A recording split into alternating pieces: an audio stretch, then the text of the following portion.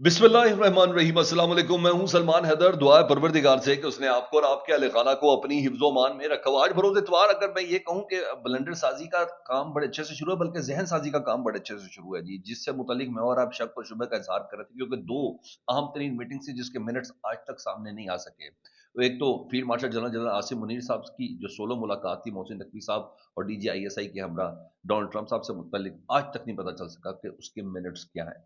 जी हाँ, उसके बाद जो दूसरी मुलाकात डोनाल्ड ट्रंप साहब और वजीर आजम पाकिस्तान और field marshal general Asim Munir साहब की जो मुलाकात थी, उसके मिनट्स क्या है आज तक किसी के साथ शेयर नहीं हुए। ठीक है, क्या इसके कि हम दाएं बाएं तरफ से हर तरफ से सोचा कि मिडल एंड माइंस बिल है या दीगर कुछ चीजें हैं, लेकिन अपनी जगह पर इस बात की हकीकत, और व्हाइट हाउस ने भी ये कहा था कि पाकिस्तानी हुक्काम ने कहा था कि जो गुफ्तगू हो रही है इसको आपने अभी शेयर नहीं करना। ये व्हाइट हाउस के तर्जुमान ने भी ये बात की। अच्छा, इसके साथ मुख्तलिफ चीज़ें ज़ाहिर बात है, बार-बार इब्राहिम अकॉर्ड की बातें की जा रही थी कि जी, पाकिस्तान में उन ममालिक के अंदर शामिल हो चुका है जो इब्राहिम अकॉर्ड यानी इसराइल को बाकायदा तस्लीम करने जा रहे हैं, और इसके इशारे-विशारे मुख्तलिफ शक्लों में दिए भी गए। फिर शमा जुनेजो वाली एपिसोड भी आप हम सबके सामने है, वो भी ख्वाजा आसिफ साहब के ज़रिए हुई थी।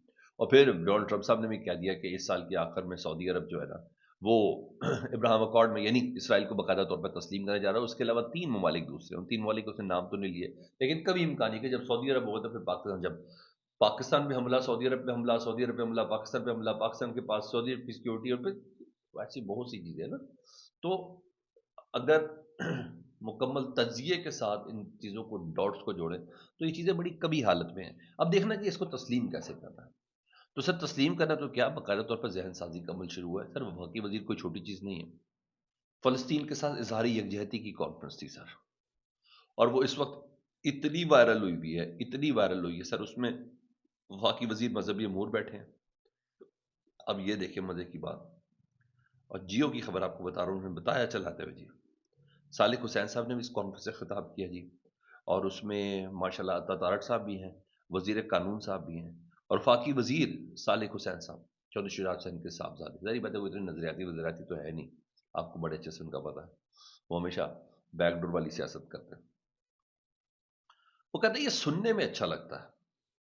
और वफाकी वजीर क्या कह रहे हैं, उन्हें कि ये सुनने में अच्छा लगता है कि हम इसराइल को तस्लीम नहीं करते, नहीं करेंगे जी हम इसराइल को। कहते हैं ये सुनने में अच्छा लगता है, मगर ये मुमकिन है आज के दौर में कि हम इसराइल को तस्लीम ना करें?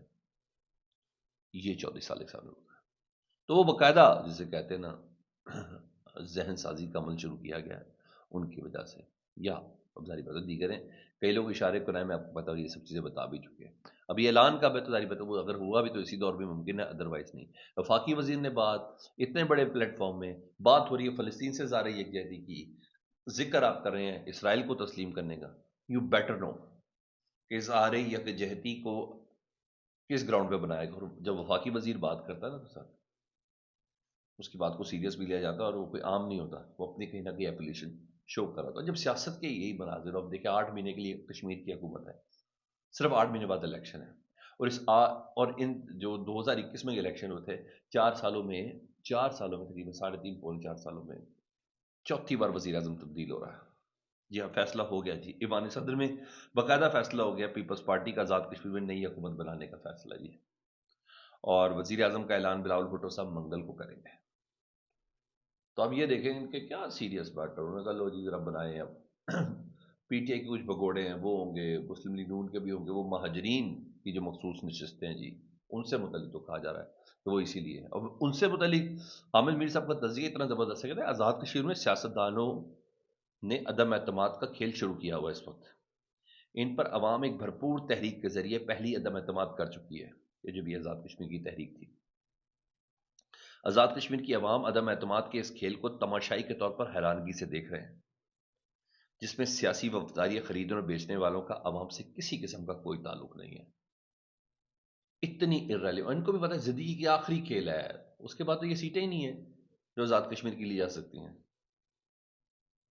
क्योंकि ये बाकायदा लिख के दी है रियासत ने कि जो मर्जी करें, ये मखसूस नशस्तों वाला काम है ना जिसको महाजर कह के कर दिया जाता है। नो, ऐसे में पूरे पाकिस्तान में इलेक्शन हो रहे होते हैं। हाँ जी, उसी से तो सारी गेम बनती है आज़ाद कश्मीर की। मजीद मीर साहब ने क्या कहा, उन्होंने कहा पीपल्स पार्टी का वजीर 7 माह में क्या कर लेगा। नून लीग और पीपल्स पार्टी के पास इख्तलाफात की वजह से कश्मीर में पीपल्स पार्टी को एक छोटी सी चॉकलेट दी जा रही है। پیپلز پارٹی کو چاکلیٹ دی جا رہی ہے، یعنی کوئی ہے جو پیپلز پارٹی کو چاکلیٹ دے رہا ہے. انہیں پیپلز پارٹی کو ایک چھوٹی سی چاکلیٹ دی جا رہی ہے، اور آزاد کشمیر کی حکومت کی مدت 7 سے 8 ماہ رہ گئی ہے. ان کا وزیر اعظم اس مدت میں کیا کر لے گا؟ یعنی حامد میر صاحب بتا رہے ہیں کہ نہیں، باقاعدہ طور پر یہ ایک پوری گیم بنائی گئی ہے پیپلز پارٹی کے لیے. اور پیپلز پارٹی کا اقتدار یہ ہے ہی پاور پالیٹکس کے لوگ، ان کا کوئی معاملہ ریاست سے، نظریات سے، اسٹرگل سے اب کم از کم ہوتا ہوا ادھر نظر نہیں آ رہا. جی ادھر ایک اور کام ہے، وہ منیب فاروق صاحب نے کنفیشن کیا. اب ان کو حوالدار منیب فاروق صاحب بھی کہتے ہیں، لیکن میں ان کو civil D G I S P R بھی کہتا ہوں. بالکل D G I S P R سے بھی اوپر کوئی بندہ ہے نا، تو جی ہاں یہ وہ اس کی ترجمہ، کیونکہ جو D G I S P R کی خبر ہے منیب فاروق صاحب کو سے بالکل مختلف ہوتی ہے. اس کا مطلب ہے ان کو بریف کوئی اور گر رہا ہے ایز کمپیئر. میں تو D G I S P R کا پلیٹ فارم ہم سب سے تگڑا سمجھتے نہیں، ان کا پلیٹ فارم کوئی دوسرا ہے. اور میں نے یہ سوال ایک زمانے میں کیا بھی تھا D G I S P R صاحب دونوں کا، میں کچھ نہیں کہہ سکتا کہ ان کو انفارم کون کر رہا ہے. تو منیب فاروق صاحب وہ کہتے ہیں عمران خان کے جو لوگ ہیں نا، عمران خان کے جو لوگ جو بیانیہ ایکس پہ یعنی ٹویٹ پر بناتے ہیں نا، اس کا مقابلہ کسی پارٹی کے پاس نہیں ہے، نہ ہی ریاست پاکستان کے پاس ہے، نہ ہی کسی ادارے کے پاس ہے جو پی ٹی آئی کا بیانیہ بناتے ہیں لوگ. انہیں کہا ٹویٹر ہو یا دوسرا سوشل میڈیا، وہ چیز جو پاکستان تحریک انصاف کے لیے نقصان دہ ہے یہ لوگ اسے بھی مفید بنا دیتے ہیں. کسی دوسری سیاسی جماعت کے پاس اس کا کوئی حل نہیں ہے، نہ ہی فائر وال، نہ ہی وہ ریسٹرکشن پینیٹریشن کی، ان تمام چیزوں کی، وہ لوگوں کو اٹھانا بٹھانا سلانا گرفتار کر لینا کسی کی نہیں.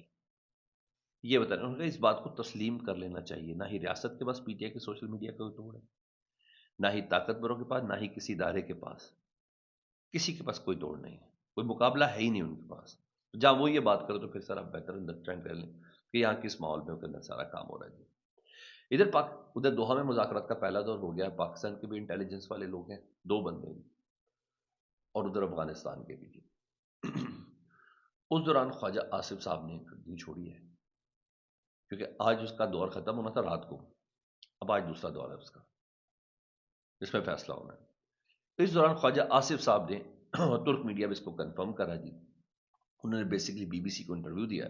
خواجہ آصف صاحب کہتے ہیں ہم دیکھ رہے کہ افغانستان امن چاہتا ہے، اگر معاہدہ نہ ہو تو پھر کھلی جنگ ہوگی. وہ اپنا ذہن بتا رہے کہ ہم کس لحاظ سے ہم نے سوچا ہوا ہے کہ ہم نے یہاں کرنا ہے. انہوں نے کہا مذاکرات سے معاملات حل نہیں ہوتے تو افغانستان کے ساتھ ہماری کھلی جنگ ہے. وزیر دفاع نے خواجہ آصف نے کہا یہ افغانستان کے ساتھ دوحہ میں جو گفت و شنید ہوئی تھی اس سے لگتا ہے کہ وہ امن چاہتے ہیں، لیکن ان کی شرائط پرامن چاہتے ہیں. مذاکرات نہیں ہوئے تو پھر ہم ہر ایکشن لینے کے لیے تیار ہیں. اور مزید انہوں نے بولا دوست ممالک قطر اور ترکی بہت خلوص کے ساتھ افغان طالبان کے ساتھ مذاکرات کروا رہے ہیں. قطر میں مذاکرات کے بعد سے ابھی تک کوئی واقعہ بھی نہیں ہوا لیکن گفت و شنید ہی ہے، اگر نہیں ہوئی تو پھر ہم مکمل طور پر تیار ہیں. انہیں ایسا سا کچھ وہاں اور قطر والے بات چیت بھی ہو رہی ہے، اس پہ واضح بھی ہو جائے گا. شرائط اگر ہمارے فائدے میں تو ضرور ہوگا. اس سے پہلے میں ہبت اللہ جو ہے انہوں نے ویسی کنڑ دریائے کنڑ پہ ڈیم بنانے کا حکم دیا تھا جو میں نے آپ کو کل خبر دی تھی، اور اس پر باقاعدہ طور پر افغان لوگوں نے بھی کہہ دیا یا وزراء نے بھی کہا کہ ہمیں حکم آ گیا تو اب ذاتی ملک کے سورسز کے ساتھ بنائیں گے. بتائیں ملک کے سورسز کے ساتھ کم از کم وہ ڈیم بنائیں گے، وہ بھی افغانستان، یہ بڑی بات ہوگی. بہرحال کام وہی ہے جو انڈیا کی طرف سے ہو رہا ہے. ادھر خواجہ آصف صاحب کہتے ہیں ہم نے افغانستان کے لوگوں کے لیے 40 برس مہمان نوازی کی، اور اس وقت بھی 40 لاکھ یا سے کچھ زیادہ لوگ افغان یہاں بیٹھے ہیں. انہوں نے اپنی زمین سے اپنی روزی کمائی، ان کی 3-4 نسلیں یہاں جوان ہیں. جن لوگوں سے ہم اس وقت دوحہ میں بھی بات کر رہے تھے وہ بھی سارے پاکستان میں جوان ہوئے ہیں. میں کہا میری سمجھ میں نہیں آتا جس قوم نے آپ کی اتنی مہمان نوازی کی ہو اس کے خلاف دہشت گردی کو سپورٹ کریں، اس سے زیادہ دکھ کی بات کیا ہوگی. یہ کہا جی خواجہ آصف صاحب نے. بہرحال اب دیکھتے ہیں یہ دور جو استنبول میں ہے دوسرا دور، یہ کامیاب ہوتا ہے یا نہیں ہوتا. اصل سٹیک ہولڈرز جو ہے نا، اصل جو ایکٹرز ہیں وہ اس وقت مذاکرات کر رہے ہیں. کوئی سیاسی بندہ اس وقت نہیں ہے استنبول کے اندر، 2 رکنی وفد ہے سیدھا سیدھا، اور یہ وہ لوگ ہیں جنہوں نے اصل بزنس کو ہینڈل کرنا ہے. یہ کوئی اور نہیں شمع جو نہیں جو صاحب ابھی بات کر رہی ہے. لیٹس سی دیکھیں وہاں کیا ہوتا ہے. یہ نتائج اورینٹڈ ہوگا تو ٹھیک ہے، نہیں تو یہ کام ایک دوسرا شروع ہوا ہے. لیکن آپ سارے فکر کریں صالح حسین کی اسٹیٹمنٹ کی جس میں کہہ رہے کہ آج کل کے دور میں اسرائیل کو تسلیم نہ کرنا، کیا یہ ممکن ہے؟ یہ سوال چھوڑا انہوں نے میرے اور آپ سب کے لیے. فیڈ بیک سے متعلق ضرور آگاہ کریں. اپنا بہت خیال رکھیں. اللہم صلی علی محمد وعلی محمد.